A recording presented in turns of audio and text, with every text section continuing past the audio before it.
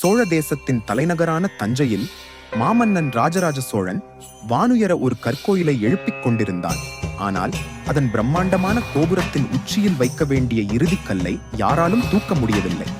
பொறியாளர்களும் வீரர்களும் சோர்ந்து நின்றனர். இந்நிலையானது சித்தர்போகரின் காதுகளை எட்டியது. அவர் தன் பிரதான சீடனான கருவூராரை அழைத்தார். கருவூரா, உனது யோக சக்தியை உலகுக்கு காட்டும் நேரம் வந்துவிட்டது. தஞ்சைக்கு சென்று அந்த பணியை முடி என்று ஆணையிட்டார். கருவூரார் தஞ்சை பெருவுடையார் கோயில் வளாகத்தை அடைந்தார். அவரை கண்ட சிற்பிகளும் மந்திரிகளும், இந்த இளைஞனா இமயமலை போன்ற இந்த கல்லை நகர்த்தப் போகிறான் என்று ஐயத்துடன் பேசிக்கொண்டனர். கருவூரார் யாரிடமும் பேசவில்லை. தன் யோக சக்தியால் மூலிகைகளைக் கொண்டு ஒரு கலவையை தயாரித்தார்.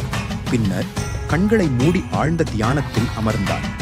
அவரிடமிருந்து ஒரு சக்தி வாய்ந்த ஆற்றல் வெளிப்பட்டது. தியானத்திலிருந்து எழுந்த அவர் தான் தயாரித்த மூலிகை கலவையை அந்த பிரம்மாண்டமான கல்லின் மீது தடவினார்.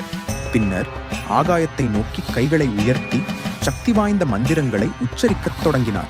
என்ன அற்புதம்! அந்த 10,000 கிலோ எடையுள்ள கல் ஒரு பஞ்சுப்பொதி போல மெல்ல மெல்ல மேலே எழும்பத் தொடங்கியது. அதைக் கண்ட மக்கள் அனைவரும் திகைத்து வாயடைத்து நின்றனர். கருவூராரின் மந்திர சக்திக்கு கட்டுப்பட்டு அந்த விண்ணை முட்டும் கல் மெல்ல மிதந்து சென்று கோபுரத்தின் உச்சியில் கச்சிதமாக பொருந்தி அமர்ந்தது.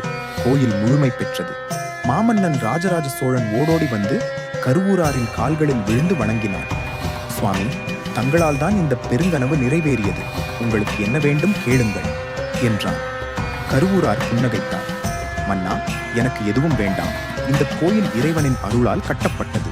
நான் ஒரு கருவி மட்டுமே என்று கூறிவிட்டு கோயிலின் கருவறைக்குள் நடந்து சென்றார். கருவறைக்குள் சென்ற கருவூரார் மீண்டும் வெளியே வரவே இல்லை. அவர் அங்கேயே ஜீவசமாதி அடைந்து இறைவனுடன் கலந்துவிட்டார் என்று மக்கள் நம்புகிறார்கள். இன்றும் தஞ்சை பெரிய கோயிலின் ஒவ்வொரு கல்லிலும் கருவூரார் சித்தரின் யோக சக்தி நிறைந்துள்ளது.